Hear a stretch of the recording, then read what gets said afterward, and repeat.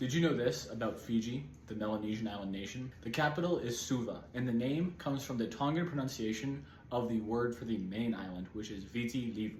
So, the name that the indigenous Fijians have always called this is Viti. But the Tongans, who once had an empire in parts of Fiji and controlled a lot of this area, called it Fiji, which is a mispronunciation. Eventually, when the British came here, they first learned the word for this island from the Tongans, which means they said Fiji, which is a mispronunciation.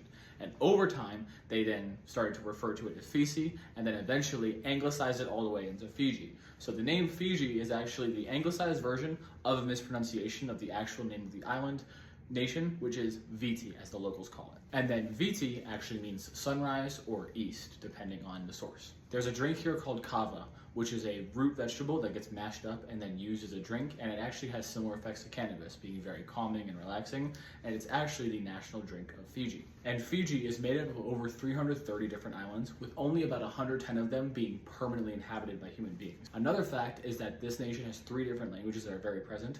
There's English, Fijian, and Hindi, and that is because of a significant Indian population here, which makes up about 30% of the total population, which makes Fiji one of the more diverse Melanesian nations in the world. Another very significant part of the culture is rugby. Rugby is not only the national sport of Fiji, but Fiji also produces the most professional rugby players out of any nation in the world per capita. And the final fact is kind of a cultural one. It's about the saying/word bula. In its most basic sense, it's a greeting, meaning hello or hi.